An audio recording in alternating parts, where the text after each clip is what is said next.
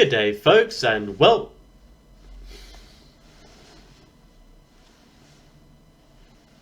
Wait. Why does my room look a little... different? And tidier? Well, that's because we had it painted. Eh? Yeah, you remember. After you wrapped up your previous episode, we had to clear out most of your things to the back room for the painters. Oh. So... no big twists, changes, or revelations, or anything like that? Nope, just that your bedroom walls all painted a different colour now. And next Monday you'll be having your carpets done too. Even though people can't even see my floors through the webcam, Agent Maze. Just saying. Sure. Anyways, good day folks, and welcome to the Anorak Review Show with your host, the Anorak.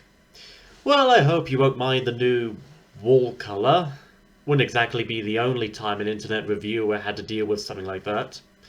On the subject of change, that brings us to this episode's subject, a Queen album. I talked a bit about them back in my 50th episode of the show, where I spent a little bit of Christmas and December reviewing their 1976 album, A Day at the Races, a decent album that acts as a bridging point between A Night at the Opera and News of the World. So by the very dawn of the 1980s, Queen had already produced two albums within the first year, The Game and the soundtrack to Flash Gordon, nearly half a year apart from each other no less. Soon after those, the band decided to freshen and spice up things a bit, and take something of a bold new direction for them back then, especially with the rising use of synthesizers back in the day. And by the time this album reached its release in the May of 1982, it caused a bit of a division within critics and fans alike. Some were quite accepting of Queen doing something different for a change, while others preferred to stick to the more raw and classic rock sounds. Nonetheless, it's here we are today. So let's jump into Queen's soon-to-be 40-year-old album, their 10th album no less, Hot Space. The cover itself is very reflective of the new musical approach, featuring the stylized profiles of the four band members of Queen, in a range of bright, vibrant colours. We could even see Freddie Mercury's trademark moustache. Or that could just be a very bulbous looking Batman logo. Take a pick, really. And one of John Deacon's eyes seemed to be missing. Did they just forget to draw that in, or was that intentional? Anyways, let's take a look at the music itself and see if it's worth all the hot fuzz that it received back then. We begin the album with Staying Power, written by the lead vocalist himself, Freddie Mercury, who also does the synth and bass for a change in this track, while the bassist, John Deacon, does some of the rhythmic electric guitars alongside actual guitarist Brian May, and Roger Taylor does the drum machine instead of having a traditional drum kit. Already a radical switch up here, as well as some hot and spacey horn sections arranged by Arif Mardin, who also does similar horn arrangements for the Bee Gees, Chaka Khan, and Aretha Franklin. This already demonstrates the new music style and direction right off the bat and get-go. A funky, minimalistic, techno beat of a song that may give you a bit of a groovy mood. Its post-disco feel may remind some of Another One Bites the Dust, which I guess they were trying to replicate here, considering how much of a hit that was, while trying not to sound too much like a carbon copy. Freddie's lyrics here are also pretty much just as simple and self-explanatory. Him going on how we're gonna make it, shake it, rock me, shock me, etc. How we got the staying power. Even though if the general reception to this album was any indication, or were to be any indication, it may not have that much staying power. Something like this may already be a bit of a turn-off for those who are more accustomed to the full-on glam rock and roll that Queen are often known for.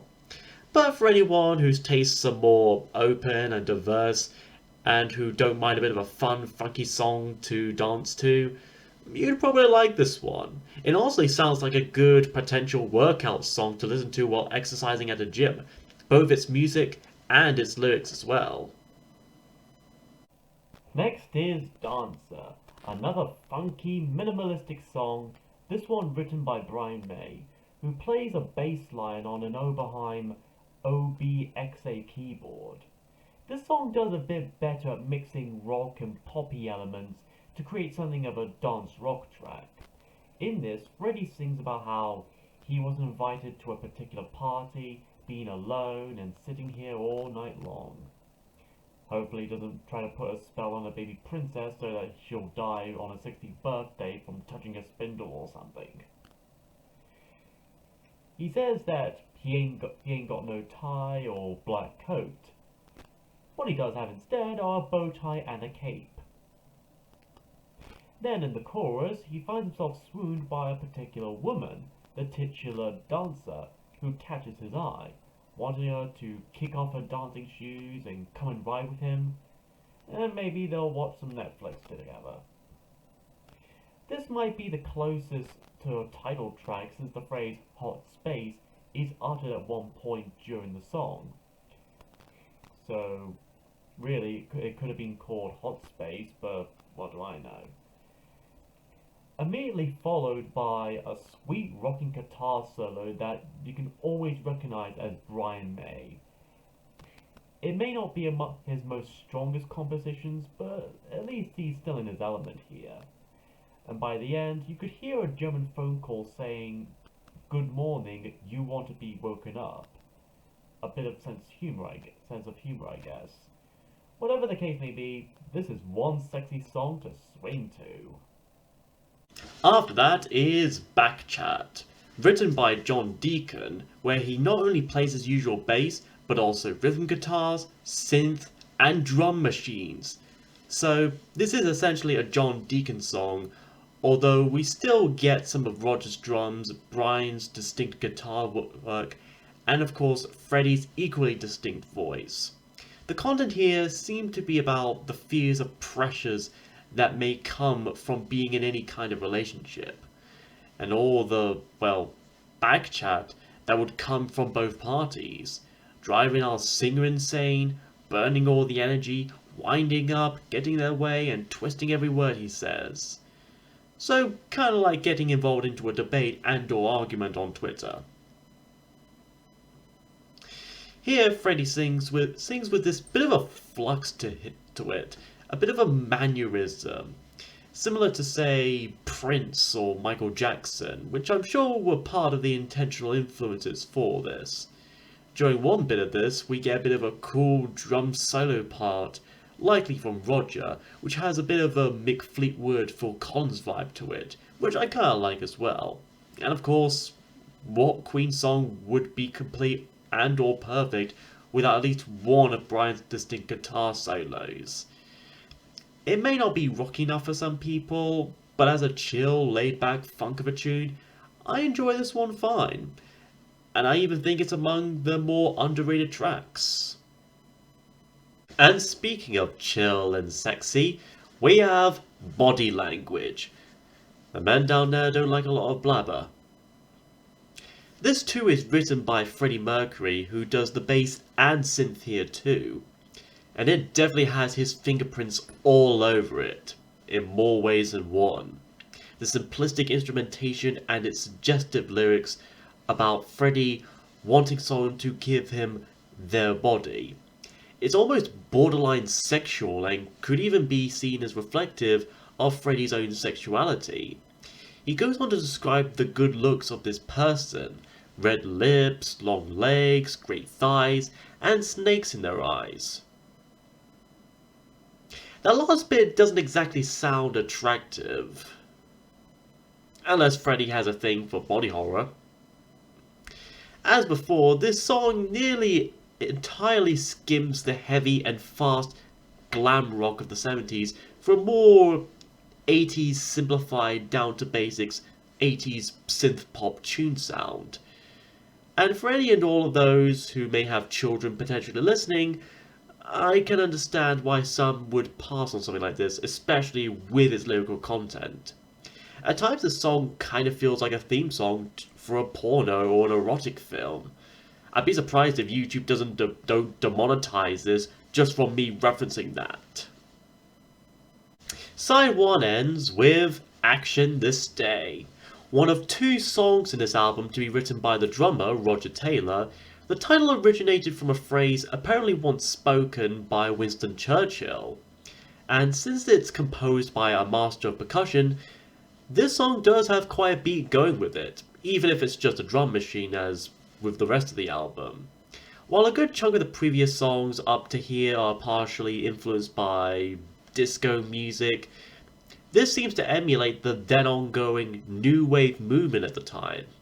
The lyrics themselves describe this world as a mean street, a dead town, and a bleak place.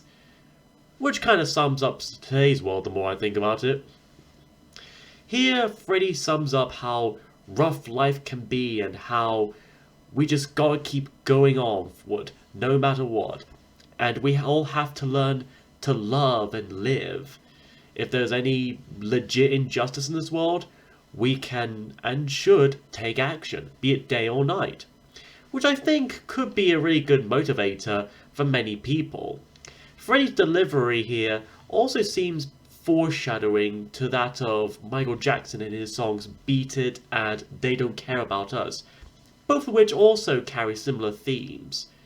We soon also get a sweet synth solo, immediately followed by an equally sweet saxophone solo, the latter of which being done by Italian session musician Dino Solera. Hey, an actual instrument this time.